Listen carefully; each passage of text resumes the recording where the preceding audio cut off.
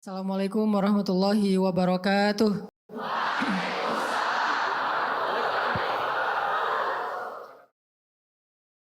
Teman-teman yang dirahmati Allah Subhanahu wa taala, itulah salah satu paragraf di dalam Al-Qur'an yang menjelaskan tentang fiqhul masyair, fikih perasaan. Bahwa Allah Subhanahu wa taala menjelaskan manusia itu secara jiwa atau perasaannya, lebih tepatnya mental atau perasaannya itu pada dasarnya labil. Allah menggambarkan labil ini dengan istilah halu'a. Dia tuh mudah sekali berubah dan mudah sekali terguncang. Ketika dia dikasih kesusahan, dia menjadi berputus asa, berkeluh kesah, melemah, dan ketika diberikan nikmat, dia menjadi orang yang lupa diri, kikir, sombong, angkuh, dan sebagainya. Itulah sifat dari mental manusia yang labil, yang halu'a kalau dalam bahasa surat Al-Ma'arij. Kalau dalam bahasa surat An-Nisa itu diistilahkan dengan muzabzabina baina dzalik, terombang-ambing, nggak stabil gitu. Kita bisa rasain sendirilah gimana mudahnya mental kita drop. Kadang-kadang pemicunya kecil, sederhana, tapi langsung tersulut, akhirnya terbakar. Hanya gara-gara orang klakson, kita jadi marah. Hanya gara-gara orang salah belok, kita jadi marah. Hanya gara-gara orang telat jalan ketika lampu hijau, kita jadi marah. Hanya gara-gara orang ngedim pakai lampu sorot, kita marah. Dan marahnya kita kadang-kadang yang rugi bukan orang itu, bukan orang lain. Yang rugi diri kita sendiri dan orang-orang yang semobil dengan kita di jalan. Di rumah juga kayak gitu. Kita sering marah itu dengan pemicu-pemicu yang kecil. Hanya gara-gara pasangan kita wajahnya mungkin lagi nggak terlalu ceria, kita jadi bete. Hanya gara-gara mungkin anak kita bangun tengah malam, kita jadi bete. Anak kita rewel, kita jadi bete. Salah ngomong seorang pasangan, kita jadi bete. Itu yang disebut dengan jazu'a, halu'a. Mudah sekali untuk drop. Mudah sekali untuk bete. Mudah sekali untuk kepancing. Mudah sekali untuk marah. Mudah sekali untuk apalagi tersinggung, sakit hati, baper, dan seterusnya. Itulah yang disebut dengan halu'a, jazu'a, berkeluh kesah. Di sosmed apalagi? Namanya orang, followers. Saya posting tilawah Al-Quran aja ada yang dislike. Padahal yang diposting itu bukan konten-konten yang kontroversi, bukan. Tilawah Al-Quran. Ya mungkin dia dislike karena menurut dia saya ada yang salah baca mungkin, atau ada yang nggak fasih tajwidnya, Allahu alam. Tapi ya itu kadang-kadang bikin kita ngerasa kayak sedih gitu. Itulah sifat dari mental manusia. Mudah banget kepancing, mudah banget terluka, mudah banget kegores. Sampai para ulama mengatakan hati kita itu kadang-kadang lebih rentan daripada kaca. Jadi kalau kaca aja kemana-mana, kita kalau bawa itu selalu dikasih stiker fragile. Karena kita hati-hati menjaga kaca-kaca yang mudah pecah itu, maka hati kita lebih rentan dari itu, lebih fragile dari itu. Nah, fragile ini salah satu maknanya adalah jazu'a atau halu'a. Inilah sifat mental kita, masyair kita. Dan semua orang mengalami itu, apalagi kita yang manusia biasa. Pasti sering kayak gitu. Kadang-kadang kita kayak suka sedih ya. Kok saya jadi lemah gini ya? Kok saya jadi baperan banget sih? Kok saya gampang banget kepancing sih? Pas sudah sadar kita jadi sedih. Pengen berubah tapi susah. Dan semua perasaan-perasaan yang gak normal ini, yang gak stabil ini, akan merusak hubungan kita dengan orang-orang yang kita cintai. Makanya fikih masyair itu penting, fikih perasaan itu penting. Labilnya kita membuat hubungan kita dalam pekerjaan dengan partner kita, dengan teman-teman kita itu jadi nggak mudah. Jadi kondisi halu'a dan jazu'a mental kita itu sebetulnya masalah yang membuat hidup kita nggak nyaman. Bersosial media nggak nyaman, di grup nggak nyaman, di rumah nggak nyaman, di jalan nggak nyaman, berteman nggak nyaman, punya keluarga nggak nyaman, dengan mertua nggak nyaman, dengan orang tua sendiri nggak nyaman, dengan siapapun nggak nyaman, karena memang hati dan mental kita itu halu'a, jazu'a, kurang woles, kurang easy going. Innal insan khuliqa halu'a, idza massahu syarr jazu'a, wa idza massahu khair. Jadi poin pertama kita dari paragraf Al-Ma'arij itu adalah mental dan perasaan kita itu dasarnya labil. Hati kita itu labil. Kita tuh labil, pasangan kita labil, anak kita labil, orang tua kita labil. Semua manusia yang kita kenal itu labil. Semua kita tuh halu'a, jazu'a, manu'a, semuanya sama. Jadi kita hidup di antara kelabilan-kelabilan perasaan dan hati manusia. Yang hari ini dia sayang sama kita, besok dia bisa bete dan benci sama kita. Yang hari ini dia ngebelain kita, besok dia bisa nyerang kita. Yang hari ini dia muji kita, besok dia bisa mencela kita loh. Itulah manusia.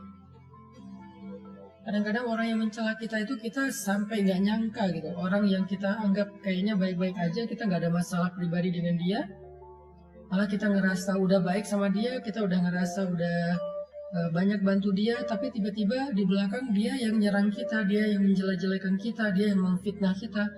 Itulah manusia. Jadi jangan heran kalau kita ngalamin itu ketika kita bergaul. Kalau kita masih heran pas ngalamin itu, berarti kita kayak naif. Kita pikir kita hidup di antara malaikat. Enggak, kita hidup di antara manusia. Dan kita bagian salah satu di antara itu. Kita juga pernah banget lah ngecewain orang. Nggak tepat janji pernah. Bahkan ingkar janji pernah.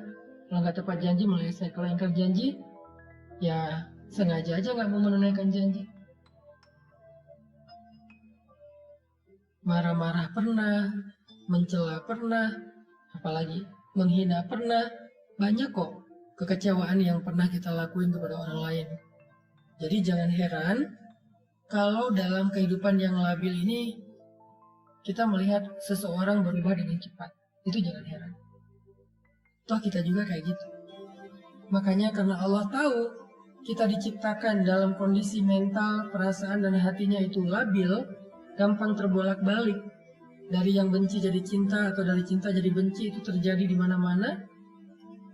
Maka Allah Subhanahu wa taala memberi kita nasihat di dalam surat Al-Ma'arij. Karena Al-Qur'an itu adalah tazkiyatun nafs, obat bagi jiwa, syifa'un lima fis sudur, obat penyembuh bagi penyakit-penyakit yang ada di dalam dada, penyakit hati, penyakit perasaan. Al-Quran adalah penyembuh. Bukan hanya dawa, tetapi syifa. Kalau dawa itu obat, kalau syifa itu penyembuh. Kalau dawa, obat, belum tentu sembuh. Kalau syifa, Allah menjamin akan sembuh. Kalau kita benar-benar memahami dan mengamalkan Al-Quran. Gimana cara memahami dan mengamalkan Al-Quran sementara membaca aja nggak ngerti? Itulah kenapa kita harus belajarnya bareng. Jangan belajar sendiri secara otodidak, ntar salah paham. Kalau dengerin booster, dengerin ceramah yang sifatnya adalah penyemangat, kayak kendaraan tuh dikasih bahan bakar. Kendaraan kalau nggak ada bahan bakar, nggak akan jalan, kecuali dengan cara didorong, capek kan? Tapi ada bahan bakar, jalan, kalau nggak punya setir, nggak punya lampu, itu bisa masuk jurang, bisa masuk selokan, bisa kecelakaan. Nah, belajar secara serius kepada ustadz, guru, ulama, itu sama seperti kita menyalakan lampu mobil dan pakai setir. Sehingga kalau jalannya gelap, jalannya belok-belok, kita tetap bisa on the track. Maka booster adalah spirit yang menyemangati kita dalam beramal soleh. Tapi ilmu yang kita belajar seminggu 2 kali dengan live kayak gini adalah lentera. Lentera yang kita bawa untuk menjadi penunjuk jalan. Biar kita nggak salah jalan. Kalau kita udah tahu jalannya, booster yang ngedorong kita untuk bergerak. Dua-duanya penting. Dari Al-Quran, dengan kita belajar serius seperti sekarang, walaupun saya berusaha sebisa saya menggunakan bahasa yang gampang, yang mudah, yang sederhana, tapi kontennya tetap substansial, tetap bedah Al-Quran. Cuma dengan bahasa sederhana yang saya mampu, sesuai dengan bahasa sederhana ketika saya lagi nongkrong bareng dengan teman. Saya nggak mau bahasanya kayak bahasa mimbar banget, bahasa pesantren banget, bahasa kampus banget. Mungkin teman-teman bakal ngerasa kayak berat banget sih pembahasannya. Tapi kalau gini kan kita kayak lagi ngobrol di tongkrongan kita. Tapi pembahasannya Al-Quran. Kayak gini kita belajar. Supaya apa? Supaya dapat lentera. Dapat petunjuk, dapat cahaya dalam berjalan di dalam kehidupan kita.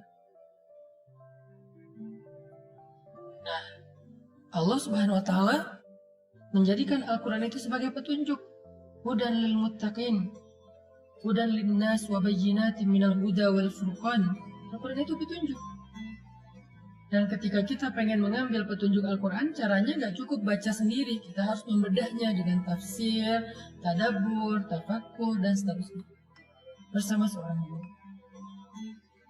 Malam ini kita belajar seperti malam-malam yang udah lalu tentang petunjuk perasaan.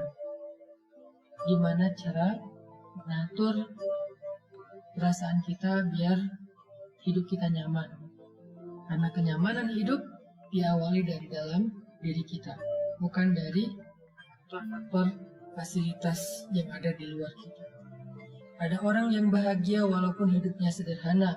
Ada orang yang sengsara, sedih, mengeluh walaupun dia hidup dalam istana. Kasihan gak tuh orang hidup dalam istana tapi mengeluh. Orang hidup di gubuk sederhana tapi dia bahagia. Karena orang lupa kebahagiaan itu sumbernya ada di sini. Bukan di rumahnya seperti apa, mobilnya kayak gimana. Buat saya, ternyata bahagia itu sumbernya bukan di dalam fasilitas hidup, tapi di dalam hati kita. Selama hati kita bisa dibahagiakan, maka kita akan merasa cukup dengan apapun. Jadi, kalau pengen bahagia teman-teman, yang pertama harus kita rawat itu adalah hati dan perasaan kita. Bukan tubuh kita. Tubuh kita perlu dirawat, iya banget. Tapi itu bukan yang paling utama. Itu perlu, tapi ada yang lebih perlu.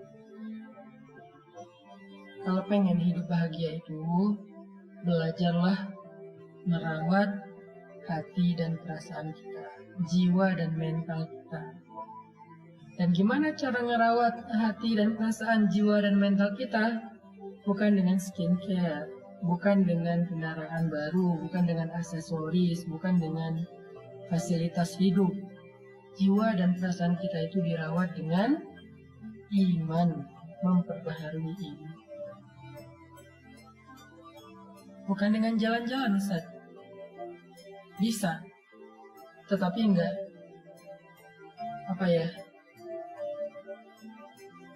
tangguh. Bukankah kita kadang-kadang bete gara-gara jalan-jalan, macet, apalagi yang tinggal di kota-kota besar, baru keluar rumah udah macet, udah capek-capek macet-macetan, sampai di sana cuman sebentar udah tutup. Dan banyak lagi masalah-masalah teknis terjadi. Jadi yang harus di-happyin itu bukan zahirnya dulu, tapi batinnya. Dan sumber kebahagiaan batin itu, kalau kita pengen belajar, apalagi setelah hidup kita rumit, seperti sekarang setelah kita dewasa. Kalau anak kecil mungkin lebih gampang happy lah ya, hidupnya nggak rumit. Tapi setelah kita dewasa, hidup kita udah rumit, kita butuh solusi ekstra. Kalau anak kecil sekedar bisa main aja udah happy deh. Kalau kita kan nggak. Maka kita butuh Al-Quran. Kita butuh ilmu. Kita butuh pembaharuan iman, kita butuh booster, kita butuh nasihat, kita butuh fikih perasaan. Itulah yang membuat kita bisa merasakan kenyamanan hati. Allah Subhanahu wa Ta'ala mengajarkan kepada kita di dalam surat Al-Ma'arij gimana caranya biar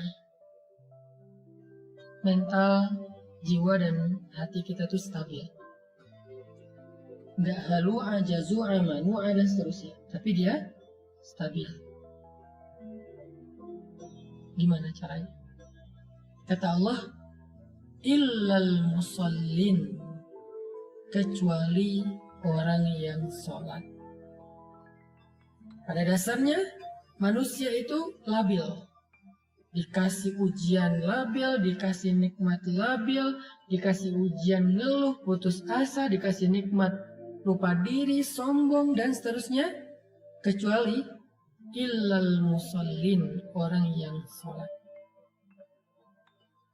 Illal musallin, kecuali orang yang sholat. Sehingga bagi orang yang beriman, sholat itu adalah rahatul qalb, rahatun nafs. Sholat itu adalah rehatnya hati, rehatnya jiwa. Ketika jiwa dan hati kita merasa lelah dan capek, maka sholat adalah istirahatnya.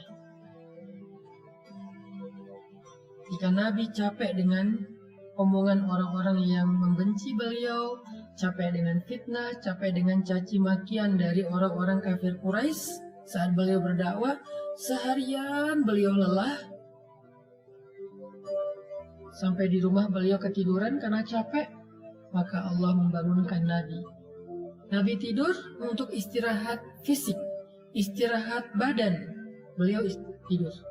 Nah, kalau badan kita udah capek, kita tidur. Itu istirahat badan, istirahat zahir, fisik. Tapi Nabi belum istirahat batin. Karena walaupun tidur, hatinya masih sedih. Walaupun tidur, hatinya masih kecewa, masih marah. Makanya dalam keadaan tidur itu Allah membangunkan Nabi. Ya ayyuhal muzammil. Wahai orang yang sedang tidur dan berselimut, yang hatinya masih gelisah, yang hatinya masih lelah, yang hatinya masih sedih dan kecewa, yang hatinya masih marah. Ya ayyuhal muzammil, qumil laila illa qalila. Bangun dan sholatlah di malam walaupun cuma sebentar. Kenapa? Karena tidur itu istirahat fisik, tapi sholat itu istirahat jiwa, istirahat batin. Sehingga kalau batin dan jiwa kita merasa lelah, capek, lemah, kecewa, marah, labil, dan seterusnya, dia butuh istirahat, dia butuh hiburan. Dan hiburannya as-sholah. Di surat Al-Ma'arij Allah bilang, obat jiwa itu adalah illal musallin, kecuali orang yang sholat. Di dalam surat Al-Muzammil Allah mengatakan, wahai orang yang lelah, wahai orang yang sedang tidur, wahai orang yang sedang sedih, kecewa, yaitu Rasulullah SAW, Qumil laila illa qalila, bangun walaupun cuma sebentar sholat. Itu obat jiwa bagi orang yang beriman. Dan Nabi SAW bersabda, ketika Nabi dalam keadaan sedang lelah jiwanya, lelah hatinya, lelah perasaannya dengan semua omongan-omongan orang Yahudi dan orang munafik di kota Madinah, maka Nabi SAW menyuruh Bilal untuk azan agar beliau dan sahabat bisa sholat untuk bisa mengistirahatkan hati yang lelah. Apa kata-kata Nabi? Arihna bis sholah ya Bilal, istirahatkan kami dengan sholat wahai Bilal. Istirahatkan kami dengan sholat wahai Bilal.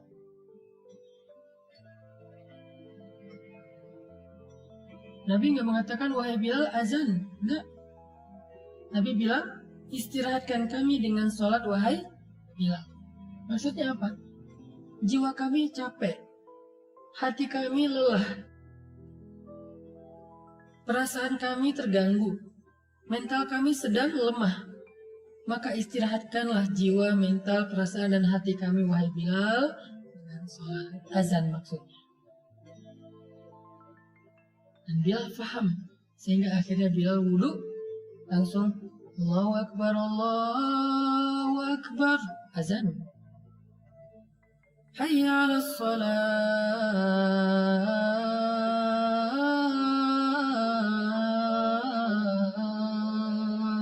Yuk kita sholat. Hayya 'alal falah.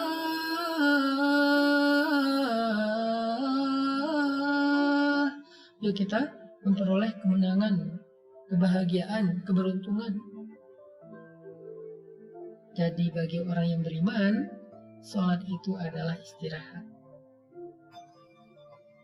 Pertanyaannya, gimana cara menjadikan sholat itu sebagai istirahat? Kok selama ini kita malah istirahat setelah sholat, bukan sholat untuk istirahat? Gimana caranya? Kata Allah, alladzina hum ala sholatihim daimun. Orang yang sholatnya dawam. Kalau kita pengen mengupgrade sholat kita dari sekedar ritual, kewajiban, gerakan, sampai menjadi sebuah kontemplasi, meditasi, dalam tanda petik, rehat jiwa, rehat ketenangan batin, caranya gimana? Daimun. Sholat itu jangan sesekali, tapi sholat itu harus daimun, harus dawam. Dawam itu artinya kita harus melakukannya dalam waktu yang lama. Kita nggak akan menikmati sholat tahajud kalau cuma sesekali. Kita nggak akan menikmati sholat duha kalau cuma sesekali. Kita nggak akan bisa menikmati sholat sunnah kalau cuma sesekali. Harus dilakukan secara rutin, daimun. Nanti setelah dawam dalam waktu yang lama, Allah akan berikan kepada kita nikmatnya ibadah. Allah akan berikan kepada kita kenyamanan dalam ibadah. Semua yang dilakukan di awal sesekali apalagi akan berat pasti. Gak akan nyaman, berat. Orang ngelakuin apa aja di awal pasti berat kan. Olahraga, lari itu. Sekarang orang bersepeda, apalagi kalau di Bandung tuh kan banyak bukit ya, naik turun. Ke Dago tuh misalnya. Kalau pertama-tama bersepeda ke Dago cuma sampai di Simpang. Naik lagi dikit sampai ke Darul Hikam, naik lagi dikit sampai di Dago Pakar, naik lagi dikit sampai di Tebing Keraton, dan seterusnya dan seterusnya. Itu kan tergantung dawam ya, konsistensinya. Begitulah dengan awal-awal tahajud itu pasti nggak enak, ingin ngantuk sendiri, pening. Duha juga gitu, walaupun lebih ringan dari tahajud. Salat wajib juga kayak gitu, ke masjid juga kayak gitu, subuh apalagi. Kalau mau menikmatinya menjadi rehat, kita harus sabar melakukannya dalam waktu yang lama. Jangan menyerah dulu, karena begitu kita menyerah, nanti kita akan memulai dari awal lagi. Kalau kita intinya daimun, harus dawam, nggak boleh cuma sesekali. Mau menikmati sholat, caranya nggak bisa sesekali, harus dawam. Mau menikmati perjalanan, gak bisa sesekali. Kita kalau jarang melakukan perjalanan tuh gampang mabuk, gampang capek, gak betah lama-lama di kendaraan. Apapun kalau dilakukannya belum dawam, gak akan dapat rasa nikmatnya. Harus dawam. Begitu juga dengan, maka Allah mengatakan alladzina hum ala sholatihim daimun. Orang yang sholatnya dawam, orang yang sholatnya terus menerus. Itulah teman-teman solusi dari surat Al-Ma'arij kalau kita pengen menjaga jiwa kita lebih stabil dan lebih bisa istirahat. Kalau sholat udah jadi rehat jiwa, maka begitu kita sedih, kita sholat, Allah akan hibur hati kita. Begitu kita marah, kita sholat, Allah akan tenangkan hati kita. Begitu kita kecewa, kita sholat, Allah akan kuatkan hati kita. Disitulah kita akan merasakan rahatun nafs di dalam sholat. Ternyata sholat itu adalah nikmat bagi jiwa.